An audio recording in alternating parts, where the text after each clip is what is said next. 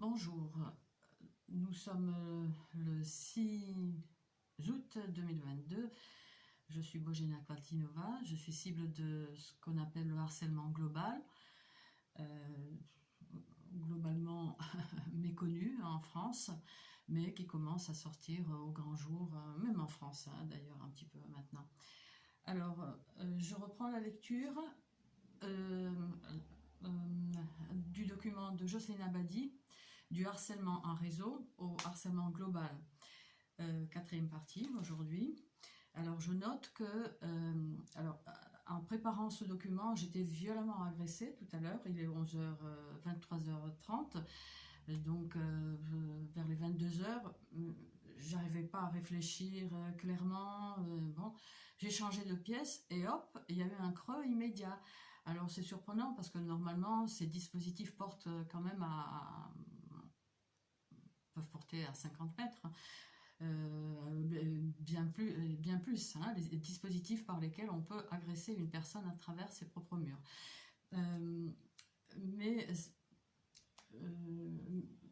Et après voilà, voilà, c'est ok. Hein. Le réseau sait que je parle sous les tortures, je parle. Donc voilà, ils ont... Ah bon, la tête qui se serre. Voilà, donc je dénonce surtout le harcèlement électromagnétique, qui sont les violences physiques. On peut torturer une personne en impunité la plus totale en France, comme dans d'autres pays à travers le monde. Mais donc j'ai voulu présenter aussi le gang stalking, qui sont, on va dire, en gros, des violences psychologiques. Aujourd'hui, donc, la quatrième partie, qui sont les instigateurs du harcèlement en réseau, qui sont les commanditaires. Les commanditaires sont très clairement, pour nombre d'entre nous, des entités gouvernementales. Hein. Jocelyne Abadi le dit dans ce document. Voilà, des entités gouvernementales ainsi que des réseaux obscurs sont impliqués. Des réseaux mafieux qui doivent s'emmerder, qui ont tout,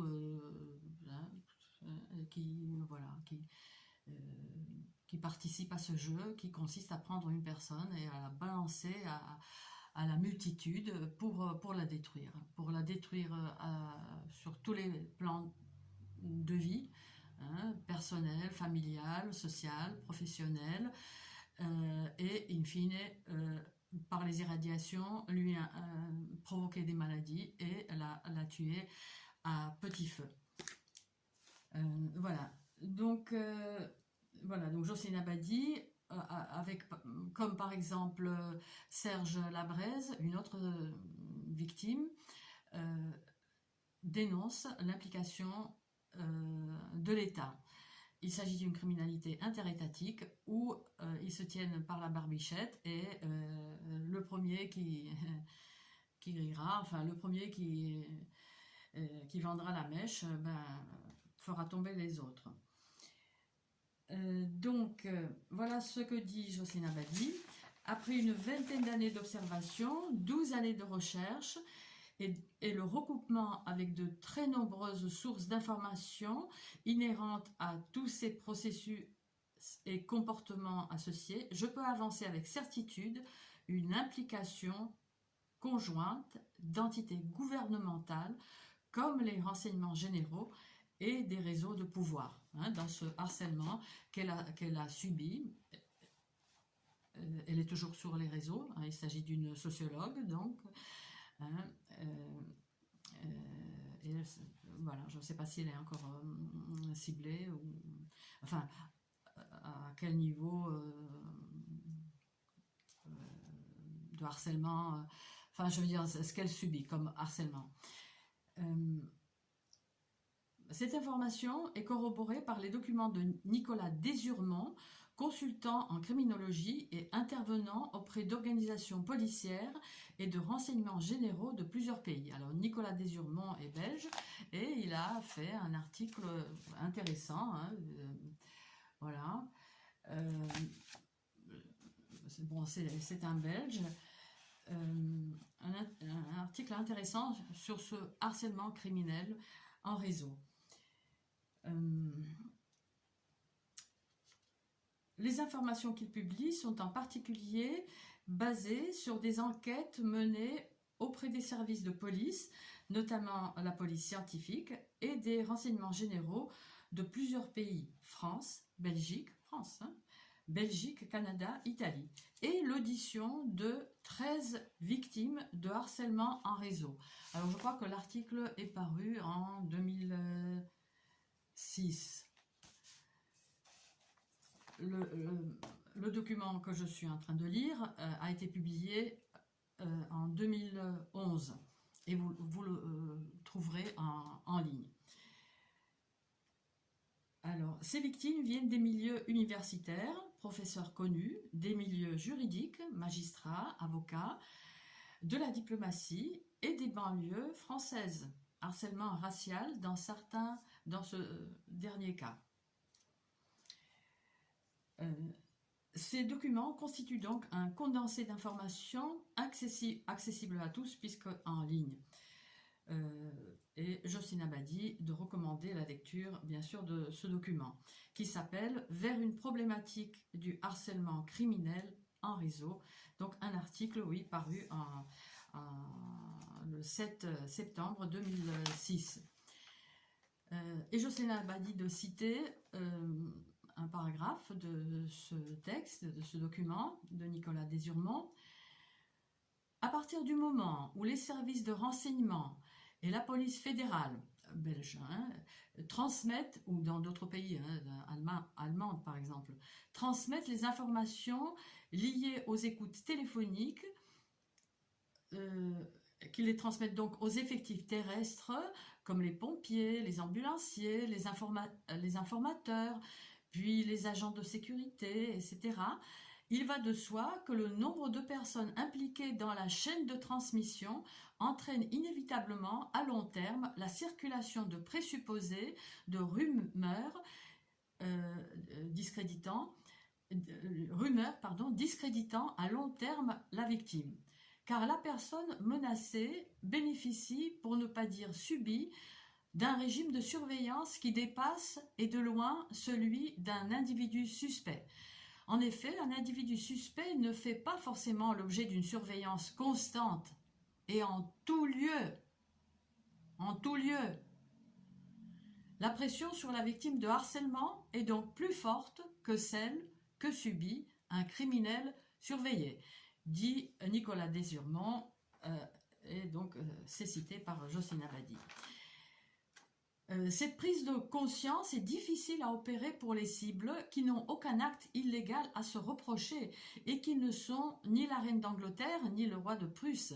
Mais la réalité est que cela peut tomber sur n'importe quelle personne. Voilà.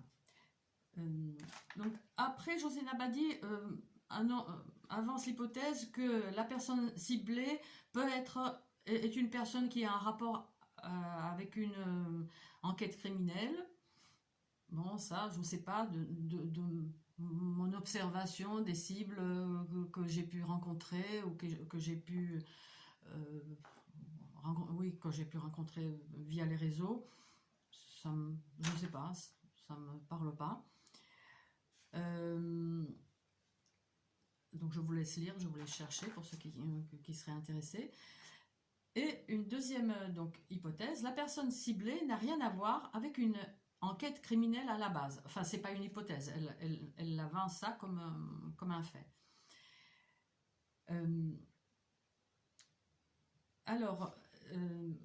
Après donc, Jocelyne Abadi dit que la personne ciblée peut être ciblée au départ par une personne, ou par un petit groupe,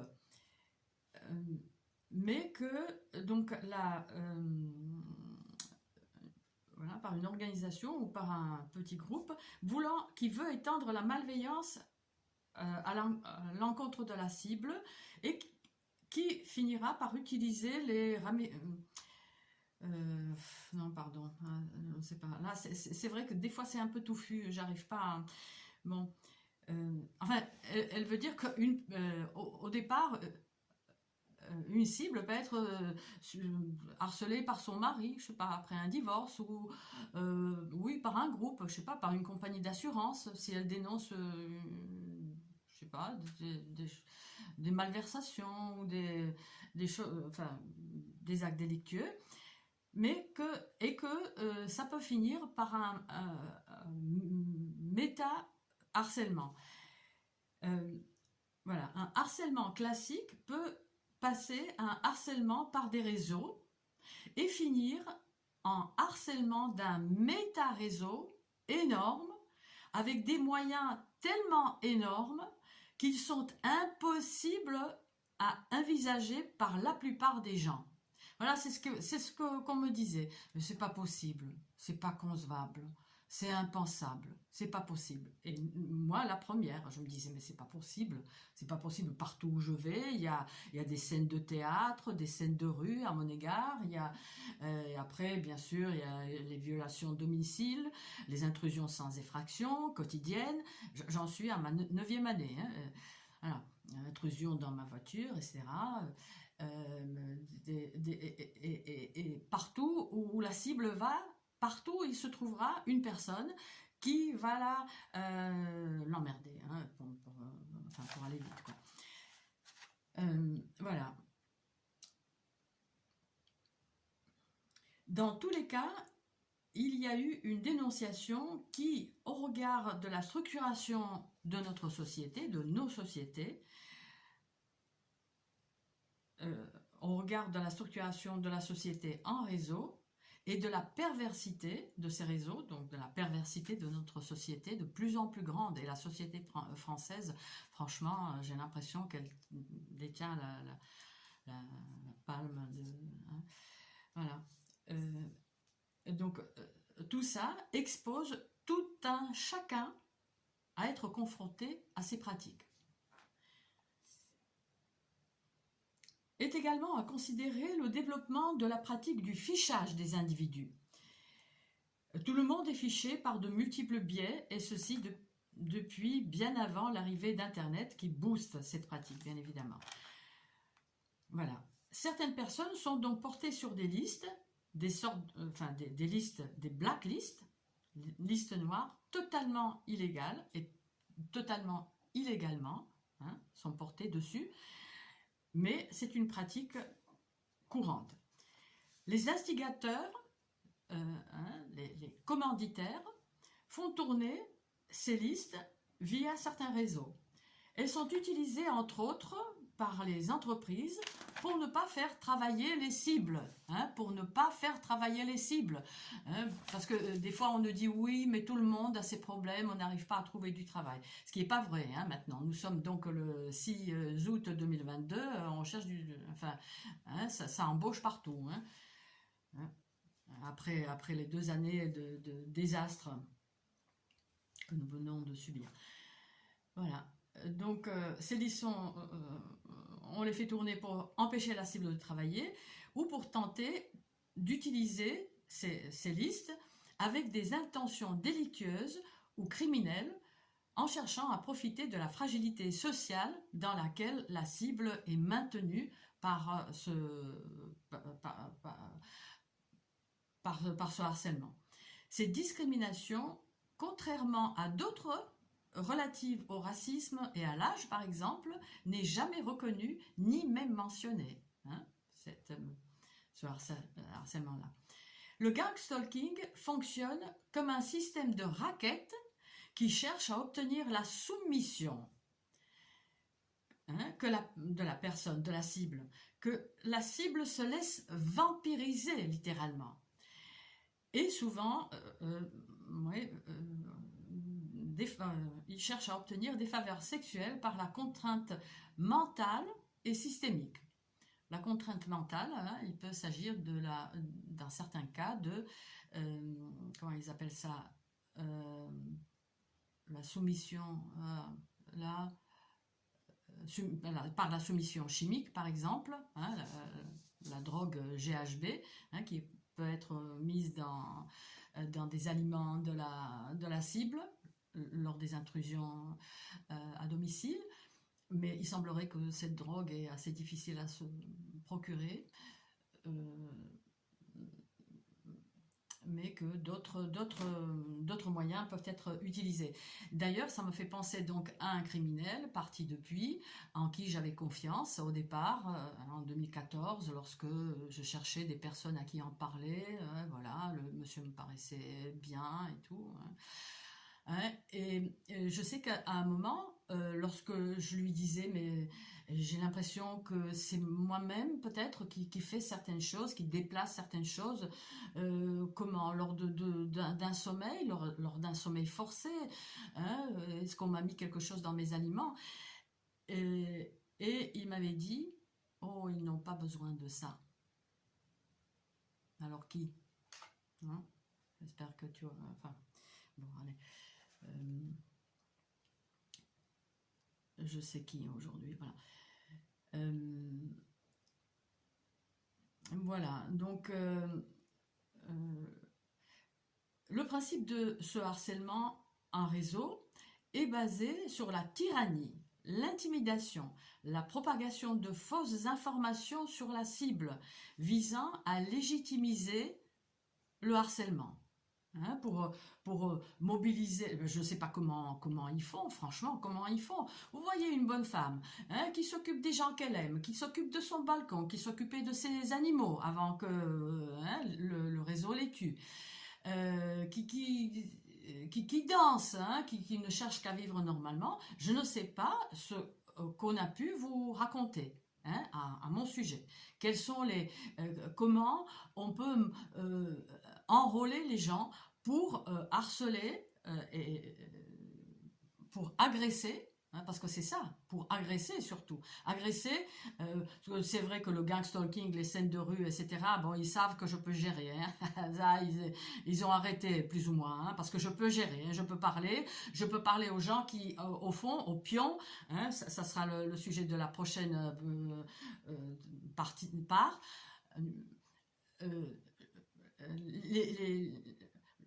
Je peux leur parler et en fait ils savent pas la totalité du crime auquel ils participent, donc ça peut foutre la merde, quoi. Enfin, ça peut voilà, ça peut faire tâche, on va dire. Voilà, donc à chaque fois que la cible se déplace, des informations privées ainsi que des mensonges et des rumeurs, c'est un des péchés, hein, capitaux, hein, pour ceux qui auraient encore quelques souvenirs peut-être de leur foi d'il y a longtemps. Hein. Les rumeurs peuvent tuer quelqu'un. Hein. Donc des mensonges et des rumeurs qui sont transmises dans la nouvelle communauté, enfin dans d'autres personnes, et la surveillance systémique ainsi que le harcèlement se poursuivent. C'est pour ça qu'il ne faut pas bouger. Il ne faut pas bouger. Enfin, c'est facile à dire peut-être, parce que certaines personnes, certaines cibles ont été obligées vraiment de déménager, mais globalement, il ne faut pas bouger. Hein, c'est eux qui sont emmerdés après. Les réseaux, hein. Ouais. Hein, qui se reconstituent où que la cible aille.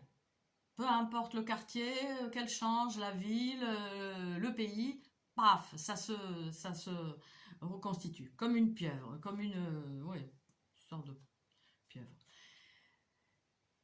Alors, les instigateurs, c'est-à-dire ceux qui sont en amont, hein, qui organisent cette criminalité, anticipent sur la défense potentielle de la cible et font en sorte de court-circuiter en amont toutes les défenses qu'elle pourrait mettre en œuvre, et en particulier en anticipant sur la preuve.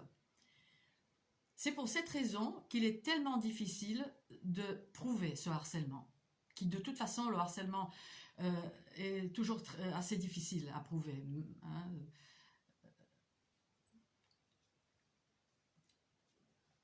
Ben, le nôtre, je pense qu'il est le plus difficile.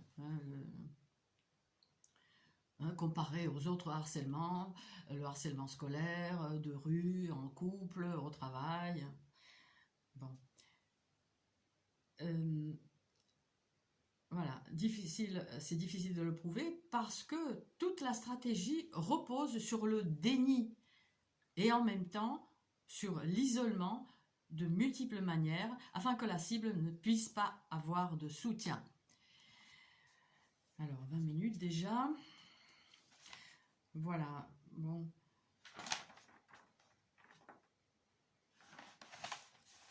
Voilà, bon, je pense qu'on peut s'en arrêter là. Pardon, je vais... Alors, je commence à être agressée, brûlée. Je voulais apporter une précision peut-être concernant justement Nicolas Désurmont, qui est peut-être canadien et pas belge. Pardon, enfin bon, vous pouvez chercher vous-même aussi. Son document est intéressant. Pareil, c'est un peu touffu. En plus, il a choisi une police qui est illisible. Mais voilà, très intéressant. Technique d'intimidation, mensonge policier. Voilà, ça vaudrait une vidéo à part. Voilà. Phraséologie employée par les policiers lorsque les cibles tentent porter plainte. Il n'y a pas de filature, non, non, vous ne voyez que des fantômes, il n'y a pas d'infraction, on vous a pris un couvercle, non, on m'a collé les serrures, non, mais bon, non. Il n'y a pas de concordance avec nos observations, on ne connaît pas ça, c'est ça, ouais. Vous n'avez pas de preuves, vous n'avez pas de crédibilité, il n'y a personne qui vous observe. Négation d'éléments suspects. Voilà. Vous êtes malade, faites-vous soigner. Intérinant l'hypothèse de la victime, de la victime imaginaire plutôt que de la victime de la criminalité organisée. Portez plainte à notre organe de contrôle. Vous n'avez pas de preuve que ces gens-là vous connaissent, etc. Voilà, on va s'en arrêter là. Et la quatrième partie concernera la quatrième partie donc, du document de Jocelyne Abadi, lecture du document de Jocelyne Abadi, le harcèlement en réseau, du harcèlement en réseau au harcèlement global, concernera les pions. Qui sont les pions? Qui sont les pions?